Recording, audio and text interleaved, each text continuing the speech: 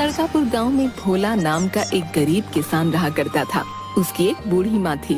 भोला बड़ी मुश्किल से अपना और अपनी माँ का गुजर बसर किया करता था।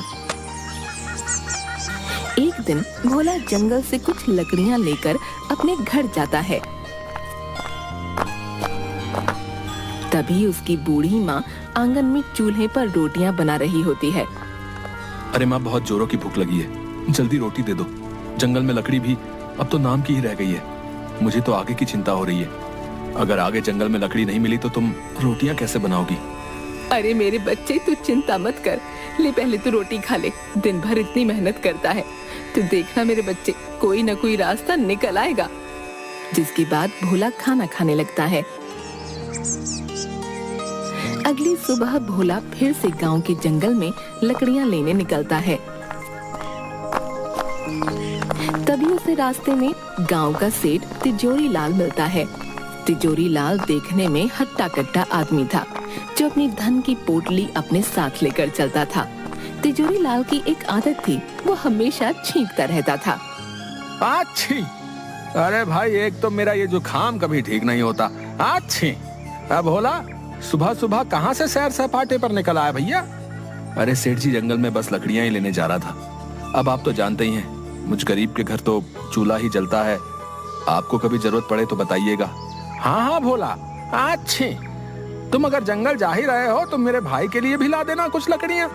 अब सर्दियां भी तो बढ़ गई हैं, आग जलाने के काम आएंगी। अच्छी, क्या पता मेरा जुकाम भी ठीक हो जाए। जी सेठ जी, मैं लकड़ियां आपके घर ले आऊंगा, आप बिल्कुल चिंता मत कीजिए। भोला जंगल जाता है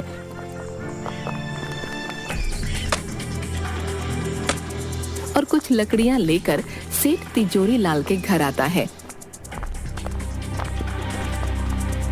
सेठ भोला को देखते ही, अरे आओ आओ भोला, अच्छी, आओ आओ, आखिर ले ही आए तुम लकड़ियां हैं। जी सेठ जी, ले आया, लीजिए।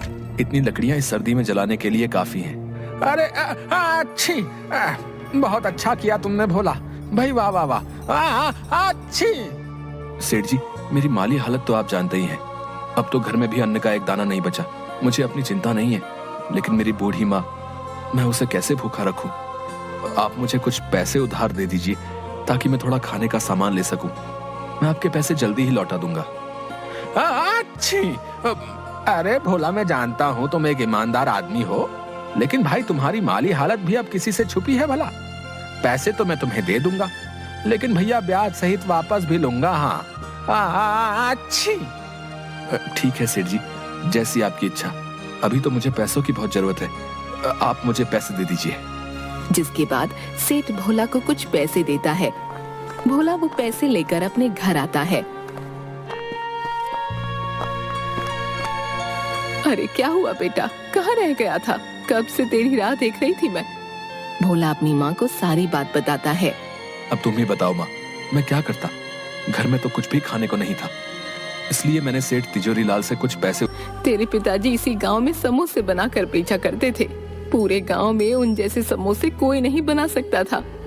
उनके बनाए समोसे इतने स्वादिष्ट होते थे कि सभी गांव वाले उंगलियां चाटते रह जाते थे। हाँ, क्या सच में माँ, पिताजी ऐसे स्वादिष्ट समोसे बनाया करते थे? बेटा, तू एक काम क्यों नहीं करता?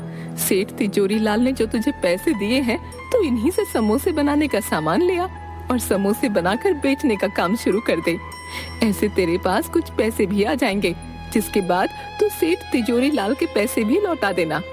हाँ माँ, ये तो तुमने बिल्कुल सही कहा, मैं ऐसा ही करूंगा। तुम देखना माँ, मैं बहुत मेहनत और लगन से समोसे बनाऊंगा, फिर पिताजी की तरह मेरा भी इस गांव में खूब नाम होगा। भोला की माँ भोला की बात पर अपना सिर हाँ में हिलाती है। तभी भोला तिजोरी लाल के दिए पैसे से समोसे बनाने का सामान ले आता है और समोसे बनाने लगता है। उसकी बूढ़ी माँ भी भोला की समोसे बनाने में मदद करती है। थोड़ी देर बाद सारे समोसे बनकर तैयार हो जाते हैं। देखो माँ, कितने सारे समोसे बन गए हैं। अच्छा, अब मैं इन्हें लेकर गांव के बाजार में चलता हूँ। अच्छा ठीक है बेटा। जिसके बाद भोला समोसे लेकर गांव के बाजार में जाता है और वहीं बाजार में अपने समोसे लेकर खड़ा हो जाता है। और जोर जोर से आवाज लगाने लगता है। अरे भाई, ये कौन मेरे ठेले के सामने चिल्ला रहा भैया? अच्छा, ये तो भोला है। इसकी इतनी हिम्मत, मेरे ही समोसे के ठेले के सामने अपने बेस्वाद समोसे लेकर आ गया। ये तूने अच्छा नहीं किया भोला, मैं तुझे यहाँ अपने सामने टिकने ही नहीं दूंगा। बता देता हूँ। हाँ, मेरे प्यारे गांव वालों, गर्मा गर्म समोसे खाओगे तो इधर आओ भोला के पास। अरे आओ आओ। गांव के 2 आदमी भोला के पास आते हैं। अरे ओ भोला, क्या अब तू भी समोसे बेचेगा है? तुझे आते भी है समोसे बनाने? तू जाकर जंगल में लकड़ियां ही चुन, ये समोसे बनाना तेरे बस की बात नहीं है भैया। अरे ठीक है। अरे भाई, अब इस भोला के समोसे खाकर तो देखें जरा, हैं आखिर कैसे बनाए भैया। अरे लाओ भैया, खिलाओ तो सही अपने जरा हैं समोसे। अरे हाँ हाँ भाई, अभी खिलाता हूँ। तनिक खा के बताइए कैसे लगे भोला के समोसे। भोला उन दोनों को अपने बनाए समोसे देता है।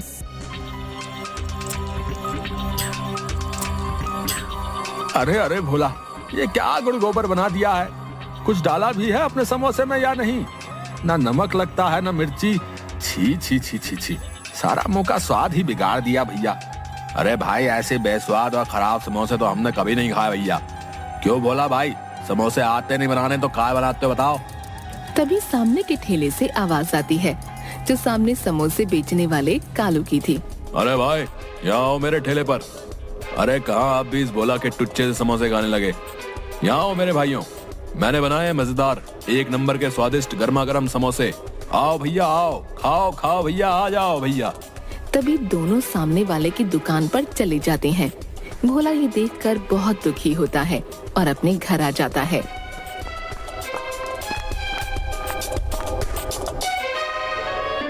अरे आ गया तो बेटा, क्या हुआ? तेरे बनाए समोसे गांव वालों को पसंद आए या नहीं? नहीं माँ, गांव वाले बोलते हैं मेरे समोसे में कोई मजा ही नहीं है। सेठ जी ने जितने भी पैसे उधार दिए थे, उनका मैं जितना समोसे बनाने का सामान आ सकता था ले आया हूँ। अब और बाकी की सामग्री मैं कहाँ से लाऊं जिससे समोसे स्वादिष्ट हो जाएं? अरे तू चिंता मत कर मेरे बच्चे, तेरी ईमानदारी और मेहनत को देखते हुए भगवान तुझे जरूर कोई अच्छा रास्ता दिखाएंगे। अगली सुबह सेठ तिजोरी लाल अपने कुछ लठैत नौकरों को लेकर भोला के घर आता है। अरे भोला, कहाँ हो? बाहर आओ, मेरे पैसे लेकर बैठ गया है। अच्छी। तभी भोला और उसकी माँ बाहर आते हैं। माफ कर दीजिए सेठ जी, आपसे जो पैसे मैंने उधार लिए थे उनसे मैंने समोसे बनाकर बेचने का काम शुरू किया है, लेकिन मेरे बनाए समोसे किसी ने अभी तक नहीं खरीदे हैं। मालिक, जैसे ही मेरे पास कुछ पैसे आएंगे मैं आपके पैसे लौटा दूंगा। कभी या नहीं, मुझे मेरे पैसे ब्याज के साथ चाहिए। हाँ अच्छी, नहीं तो अपना घर दे दे मुझे। जब तेरे पास पैसे होंगे आकर छुड़ा लेना अपना घर, समझा? हाँ अच्छी। नहीं नहीं सेठ जी, ऐसा मत कीजिए, मुझ गरीब के पास यही तो एक सहारा है। मैं बूढ़ी माँ को लेकर कहाँ जाऊंगा? नहीं नहीं सेठ जी, ऐसा मत कीजिए। सेठ भोला की एक बात भी नहीं सुनता। अपने साथ लाए नौकरों से भोला के घर का सारा सामान बाहर आंगन में फेंकवा देता है और वहाँ से चला जाता है। भोला और उसकी माँ वहीं घर के आंगन में उदास बैठे रो रहे थे। थोड़ी देर बाद भोला फिर से अपने वही बनाए समोसे लेकर बाजार में जाता है और वहाँ चुपचाप उदास मन से किसी के उसके बनाए समोसे खरीदने का इंतजार करने लगता है। तभी एक बूढ़ा आदमी भोला के सामने समोसे के ठेले पर जाता है। बेटा, मैं कई दिन से भूखा हूँ, अभी एक लंबी यात्रा से लौटा हूँ, मुझे कुछ खाने को दे दो, भगवान की तुझ पर कृपा होगी बेटा। अरे ओ बुड्ढे, क्यों खामखा मेरा टाइम खोटी कर रहा है? देख नहीं रहा कितनी भीड़ हो रही है? जा यहाँ से, बाद में आना। चल जा यहाँ से, पता नहीं कहाँ से आ जाते हैं। बूढ़ा आदमी कालू की ऐसी बातें सुनकर बहुत दुखी मन से वहाँ से भोला के पास आता है। बेटा, तुम ही कुछ खाने को दे दो, जोरों की भूख लगी है, मेरे पास पैसे तो नहीं है, कुछ खाने को दे सको तो दे दो बेटा। अरे हाँ, क्यों नहीं बाबा जी, मुझे आपसे कोई पैसे नहीं चाहिए। रुकिए, मैं आपको अपने बनाए समोसे खिलाता हूँ। कोई मेरे बनाए समोसे तो लेता नहीं है, क्योंकि ये स्वादिष्ट जो नहीं है, इसलिए आप ही इन्हें खाकर अपनी भूख मिटा लीजिए। जिसके बाद भोला उस बूढ़े आदमी को समोसे देता है। बूढ़ा आदमी समोसे खाने के बाद अरे वाह वाह बेटा, तुम्हारा बहुत बहुत धन्यवाद। समोसे खाकर मेरी आत्मा तृप्त हो गई।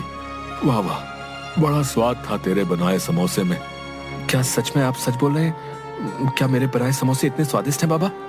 अरे हाँ हाँ बेटा, अगर तुझे मेरी बातों का यकीन नहीं आता तो खुद ही चक्कर देख ले।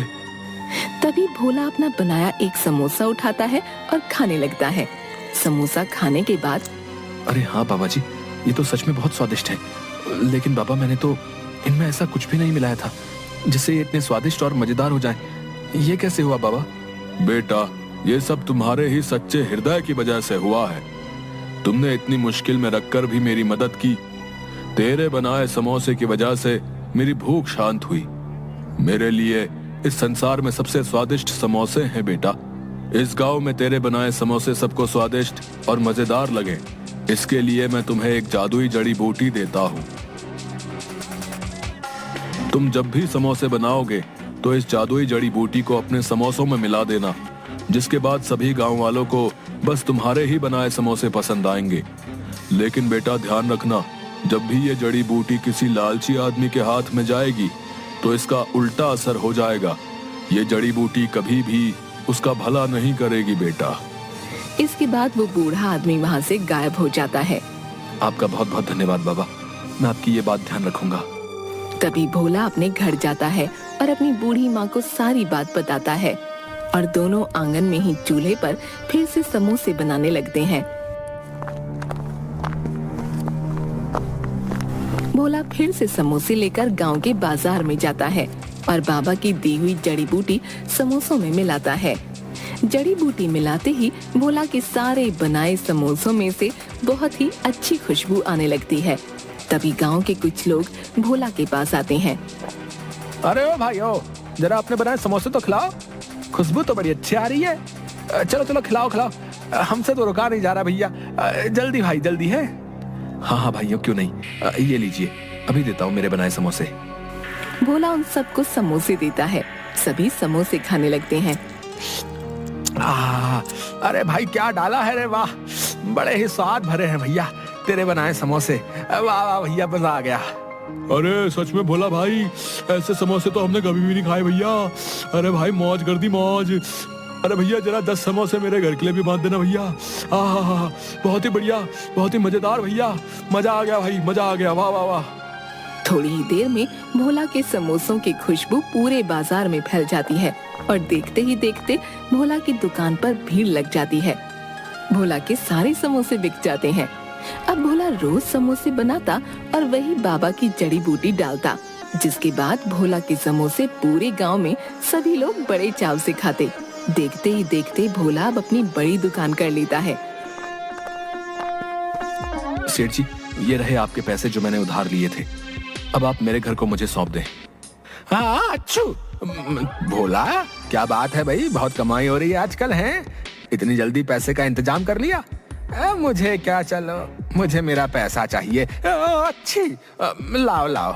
अच्छी, एक तो मेरी नाक नहीं रुकती।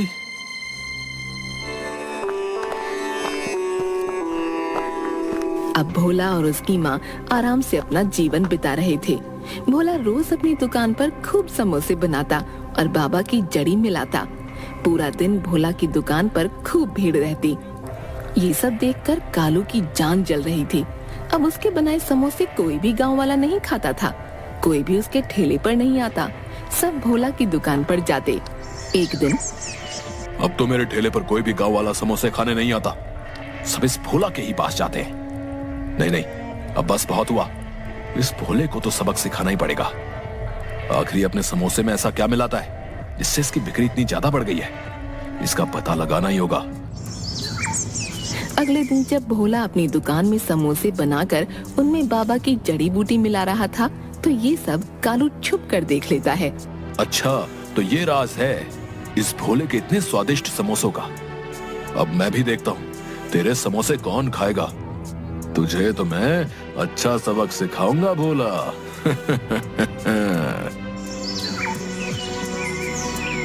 तभी कालू रात में भोला की दुकान में जाता है और वो जादुई जड़ी बूटी चुरा लेता है।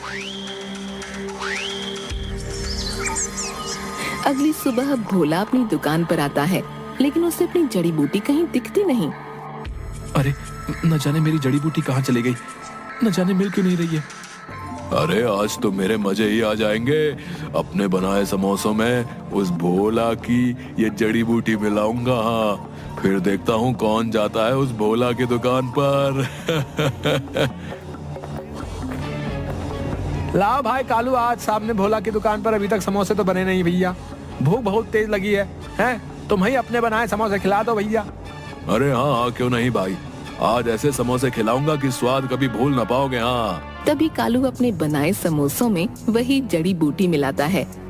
अरे वाह कालू, आज तो तेरी चांदी ही कट जाएगी। हाँ, इस जड़ी बूटी के कमाल से सभी लोग आज तेरे ही पास आएंगे समोसे खाने।